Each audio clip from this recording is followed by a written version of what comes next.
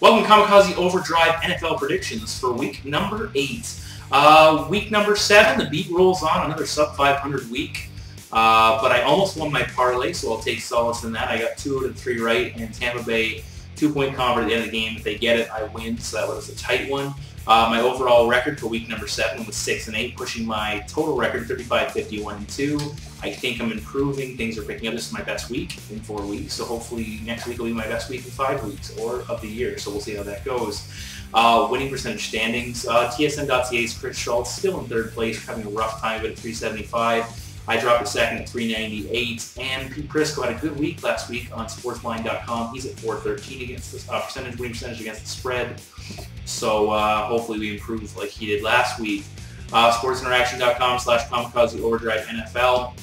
Click on the link below. Get your free money and do your betting. It's a good setup. So get in there, do what you can, and make some cash. Lessons learned. First of all, I think the turnaround is at hand. I won some cash last week. I won some money on this World Series coming in, but more importantly, I won a little bit of money in football. Monday nighter, Giants Cowboys game. Tony Romo went down. Never want to see a player hurt, but it did help me. I had the Giants to win, go over 45, which they almost did at halftime, and I had the Columbus Blue Jackets to beat the Philadelphia Flyers. I dropped 25 on that, won close to $200 in that game series. So I would have put that in the Facebook group, and plenty of time for other people to mimic that bet. I have a lot of success with the smaller bets, but no one's in the Facebook group, so it was a waste of time. But if people start joining up, I certainly will drop down the bets that I win on there.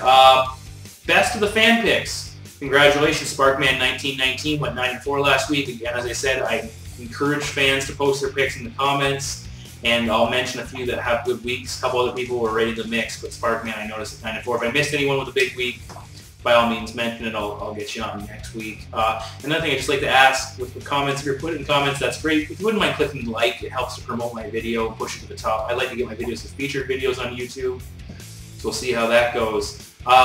Big lesson. Big spreads equals big trouble. Last week, Baltimore against Buffalo. Big spread. Nearly won that game coming back to win in overtime. They almost did cover the spread nearly late, but Buffalo responded and forced the game to overtime. Baltimore got the win in the end. New Orleans, off to a rough start. Couldn't do anything about it. Cleveland led from basically start to finish, so that was a tough one. And Denver, wow. Oakland lit them up. 59 points in 3 quarters. Denver 9-point favorites. It was over before it started in that game, so big spreads are always big problems. Or not always, but a lot of the time it seemed like that was the case last week. Goal line but no closer. 2 of the games that I got wrong. The Pittsburgh Steelers scored a touchdown late, but Roethlisberger fumbled the ball. They reversed the call, and as a result, I didn't win. I didn't cover the spread, which we would have if Pittsburgh's touchdown had counted. And Tampa Bay, they said they went for the 2-point convert late, didn't get it. So if I get those 2, I'm 8-6, and I'm very happy. 8-6 isn't it's a better record, and it certainly would be an improvement, but 2 very close games. And finally, before we get into my picks, thank you, Kansas City. You took out Jacksonville, you took them out big time. I struggled with Jacksonville. I took the Chiefs last week. They got the job done. Covered a big spread, one of the few teams that did. And thank you very much. Combine that with week 9, Jacksonville not playing. If I can get the Jaguars right week 8, 3 weeks in a row with not getting the Jaguars wrong. And without further ado, let's get into the picks for week number 8. We're going to kick it off first with the Kansas City Chiefs at home against the Buffalo Bills. Kansas City is 7.5-point favorite against the Bills. Buffalo struggling against the spread this year. Kansas City's 3-0 at home against the spread. Buffalo back-to-back games on the road. Coming up that big, they're looking for their first win still. A loss against Baltimore in a tight game like that will be a letdown. I think the Chiefs will run all of them, so I think the Chiefs to win this game quite handily. Now we head to St. Louis. St. Louis, big question mark here. Steven Jackson has finger surgery. His availability for this game is unknown. I think St. Louis should be able to win this game either way, and I look for points that they could do it without Jackson. And I look at Carolina, they're only averaging about 16 points on the road this year, and St. Louis's defense has played well. They've only given up about an average of 13 points at home. So I think St. Louis should be able to put up at least 20, 25 points, or 24 points against Carolina. So I'm going to take them to win the game by 3 and cover the spread. Now we head to the Jets. Clash of 2 different teams in 2 different situations. We have the New York Jets are coming off a bye. They're getting healthy, and they're looking good. The Green Bay Packers, they're coming off a win. They're a banged-up team off an emotional game. They should have a letdown here. Coming off that win over Minnesota. Short turnaround to Sunday nighter, heading on the road. So we get a banged-up team against a fresh team. I'm going to go with the fresh team every time. The Jets are playing well. They're 5-1 against the spread this year, and at home they won their last 2 games by 9 and 12 points respectively. So I'm going to take the Jets over the Packers by at least a touchdown. Now we head across the big water to London, England, more specifically Wembley Stadium. The San Francisco 49ers will be the quote-unquote home team against the Denver Broncos. San Francisco is a 1-point favorite in this game. Their quarterback situation with Alex Smith out is in question. I'm going to take the Broncos here because Kyle Orton's played well. I think, if the weather's bad, this could be a running game situation. And I look at it this way. If whoever San Francisco has in a quarterback can't get the job done, Denver will stack the box up, look to shut down Frank Gore, and basically say to the young backup quarterback for the 49ers, beat us if you can. And if that's the case, I'm going to take the Broncos to win this game. It could be a tight one, but I'll take the Broncos as the 1-point dogs. Now Jacksonville heads to Dallas. Here's the Jacksonville pick. We'll see how it works out. I'm going to take the Jaguars 7-point or 6.5-point dogs against the Cowboys. Both quarterback situations are interesting. Bowman didn't look bad for the Jaguars last week in Kansas City. Now, I don't know if he got hurt or not. I heard something about that. But either way, both quarterbacks are out. John Kitna didn't look good in Dallas. He hasn't taken a lot of snaps this year with the team, the first team anyway, so he could look a little bit better this week, but I don't think it's going to be that big of an issue. As more importantly, I think the running game is what it's going to come down to for both teams. It's going to be a clock control game, I think, with the running games playing a factor. So I think at 6.5 points, Jacksonville can keep it within. I look at the Jaguars. On the road this year, they put up averaged 123 yards of rushing.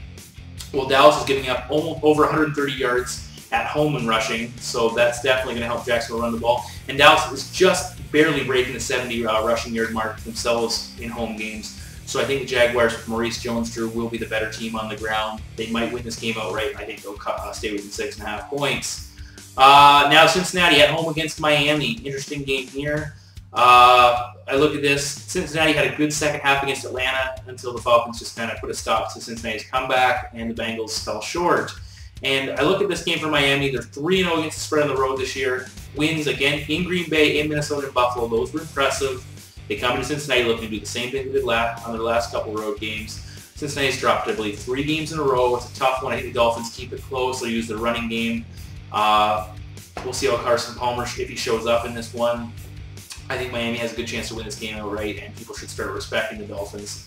They lost a tough game at home against the Steelers last week. I think they'll show up here in Cincinnati. Detroit at home against Washington. First instinct was to take Washington. Then I looked at the line. 2.5 points. Detroit Lions are the favorite in this game, and I jumped on the Lions boat here. A couple things I'm looking at. The Redskins are playing back-to-back games on the road. And one thing that's very interesting is Washington went to St. Louis. It was kind of a letdown road game for them because who are the Rams, and Washington got beat fairly handily. Similar situation here. They're going to Detroit, another team where it's not a huge matchup for them. Might be difficult for them to get up for, and I think the Lions pick this one up, get their second win of the year. Now we go to San Diego. San Diego at home against Tennessee. San Diego 3.5-point favorites. This is a must-win for the Chargers. They win this game, they're back in the division again. They're 4-0 against the spread in their last 4 meetings with the Titans. Overall this year, they're putting up almost twice as many total yards as the Titans are, which indicates to me San Diego should be able to score here. And finally, Tennessee's giving up over 400 total yards in road games. That will help San Diego put a lot of points on the board. The Chargers are a desperate team. They lost last week in New England. Tennessee played okay for 3 quarters. We're trailing Philadelphia in a tight game. Had a great 4th quarter.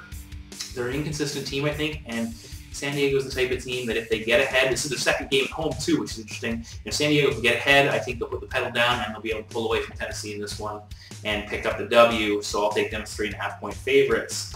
Next, New England at home against Minnesota. No line posted yet. Obviously, the odds makers are waiting to see if Brett Favre plays. I hope he does play. He's not playing well. Didn't play well in Green Bay. He's injured. He threw a lot of interceptions. Basically, single-handedly let Green Bay win that game last week with his turnovers. Now he's on back-to-back road games. It's a letdown game coming after the Green Bay matchup. I think New England wins this game handily, regardless of the spread. Oakland at home against Seattle. Interesting game here.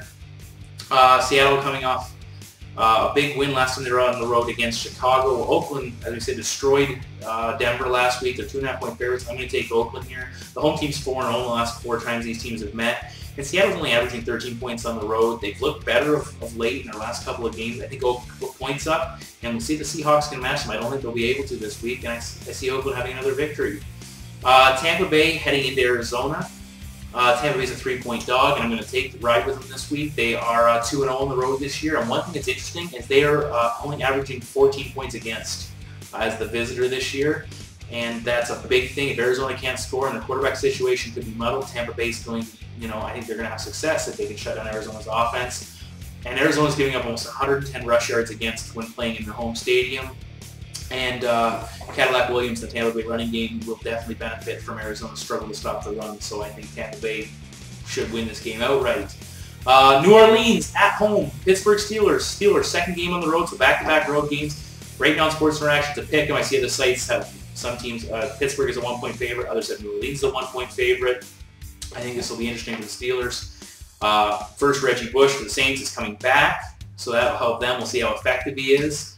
New Orleans coming up that loss against Cleveland at home should be fired up to play. As I said, Pittsburgh back-to-back road games, which is always an issue. I look at this, New Orleans 134 rushing yards against at home. Pittsburgh's going over 120 on the road. And one thing that's very interesting, New Orleans is only averaging approximately 18 points at home. Well, Pittsburgh's putting up close to 30 on the road. So you look at that, and I think I'm going to take the Steelers to win this game outright against New Orleans. They're a better team. I think they're one of the better teams in the league this year. Roethlisberger's third week back. Look for him to do quite well. Finally, the Monday Nighter, Indianapolis Colts at home, 5.5-point favorites against the Houston Texans. The Colts, Dallas Clark out, Austin Collie out. Definitely problems there. Divisional game, I'm going to take Houston. They beat the Colts in week 1. They haven't exactly played up to the expectations coming off that game since then. I think they get fired up for this one, so I'm going to take Houston to keep it probably within a field goal. Even if Clark and Collie were in the lineup for Indianapolis, I still think I'd take Houston to keep it tight. We'll see. I'm a Colts fan, so I'll be rooting for the Colts, but I think the smart bet is Houston here. And now, finally, moving to my KO parlay. I was so close last week. Let's see if we can get it this week. I will be on Oakland as 2.5-point home favorite against Seattle. Jacksonville as a 6.5-point dog on the road against Dallas. And the Jets 6-point favorites at home against Green Bay. The bet price $6.96. We dropped down $50. It pays $347.90. Let's get the W up there. Get that negative number off there on KO Parlay Tracker. UFC 121, very successful last week, and I went 6-1. All 5 on the main card I got right, including a couple underdogs. The main event is always Velasquez stopping Brock Lesnar. 5-1 on the main card. I dropped $100 down on the 5. Paid just about $2,060. I saw some people got some W's. I can see who wins and who loses, or not who wins and who loses, but that people did win and lose on SportsInteraction.com betting through me. So big wins there. Good for you on that one. And before we go, SportsInteraction.com, as I said, get your free money, get your bets in, and try and do that as much as possible. And one thing, as you saw, I got rid of the helmet logos. I put in my own little name logos I created. And that's because YouTube would like to start putting ads on my site, so I have to watch my copyright material. So if you see ads up, guys, I encourage you to click on them. Please don't abuse it, like 1 or 2 clicks. It supports my videos. Obviously, it'll help support the people that are advertising. And as always, week number 8, here we go. Let's see how things turn out.